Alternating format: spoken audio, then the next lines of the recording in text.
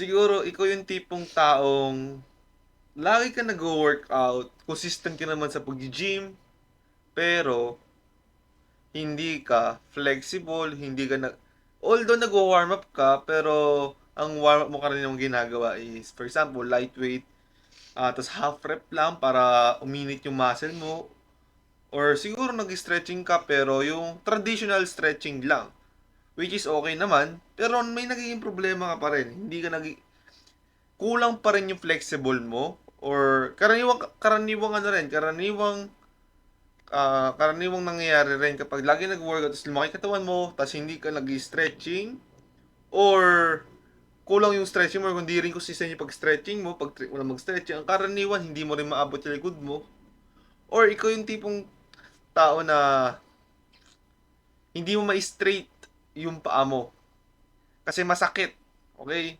Or ikaw yung tipong tao na bad posture, or siguro ikaw naman tipong tao na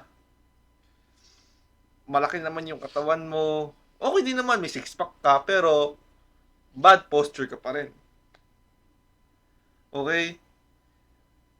Kasi kaya nangyayari siyan, hindi mo asto ginagawa.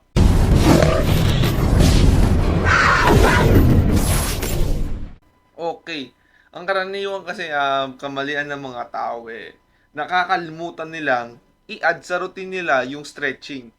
Ito mga boys for me is ito yung pinaka-importante kahit ito i-daily mo. Although ang workout kasi bawal mo siya i-daily para yung muscle mo is mag-recover, okay?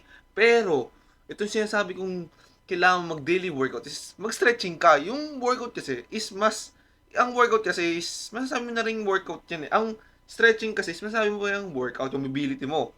Okay, kaya makikita nyo, di ba may tinatawag tayo mobility training. Sobrang importante niya, kailangan daily nyo ginagawa yan. Okay?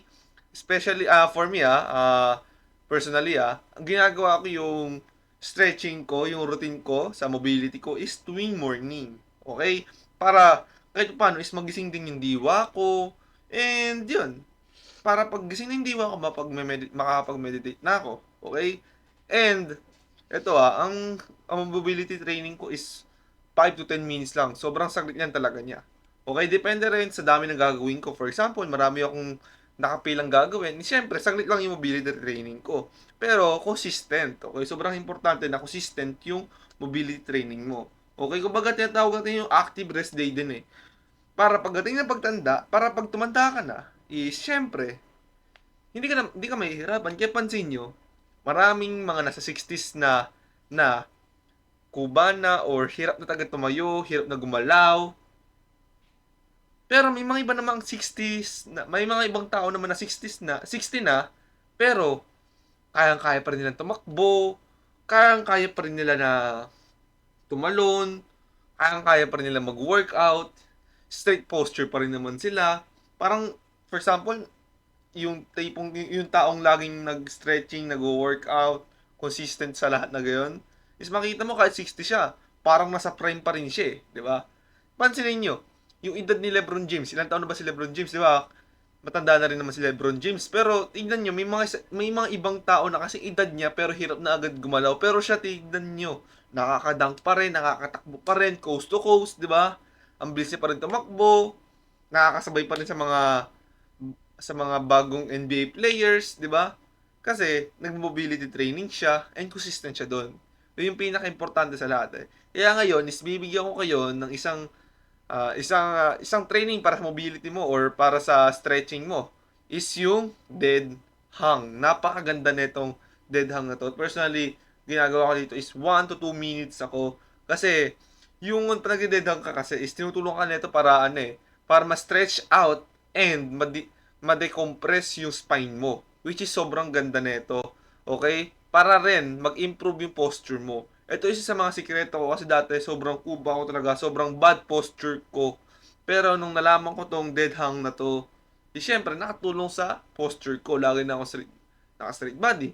Okay?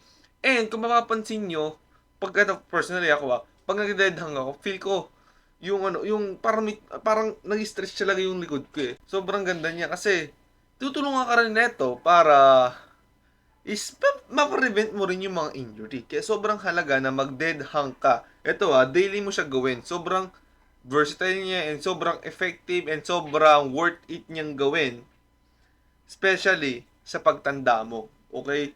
Kumbaga, parang nagde-dead hang ka kasi parang parang nag-i-invest ka na rin para sa pagtanda mo. Para pagtanda mo, o for example, mag-60 ka na, kaya mo pa rin tumakbo, kaya mo pa rin makipagsabayan sa magiging apo mo or sa magiging anak mo, di ba? For example, bonding yung pamilya is mag-basketball, makakasabay ka pa rin o mag-jogging, makakasabay ka pa rin, hindi ka mahihirapan or hindi ka mag-overthink or hindi ka mag-worry kasi hirap ka na gumalaw, gato ganyan, di ba? Kaya sobrang importante na magdededahang ka. So, eto may makikita kayo sa internet na mabibili kayo dyan na parang doorway pull-up. Sobrang worth it din nun. So, mga siguro na mga nasa, ano lang yun, nasa 182 pesos. Mga ganun lang yun sa internet. And yun, ang personally ako, bumili kami ng ganun, and then nilagay namin sa doorway na pintuan namin sa may kwarto. Para paglabas mo, kita mo agad yun, nakasetup na agad, magde-dead hang ka na lang. Okay? Hindi mo na kailangan pumunta sa gym, hindi mo na kailangan pumunta kung saan ka ba nag-workout. 'Di ba? Literal na pagbukas mo ng pintuan, nandoon na yung doorway pull-ups and then magde-dead hang ka na. Sobrang worth it, no? Sobrang versatile ng ganung pull-up. So, highly recommended na try niyong mag-invest sa mga ganun, sa mga doorway pull-ups kasi para rin naman sa inyo yun. Or if ever naman na mayroon kayong pwedeng sabitan dyan, for example, puno, mga ganon, is pwede. Okay? Pwede mo siyang gawin doon o pwede mo siyang gamitin doon. Okay? Kaya lagi mo tatandaan paano mo malaman kung hindi mo susubukan.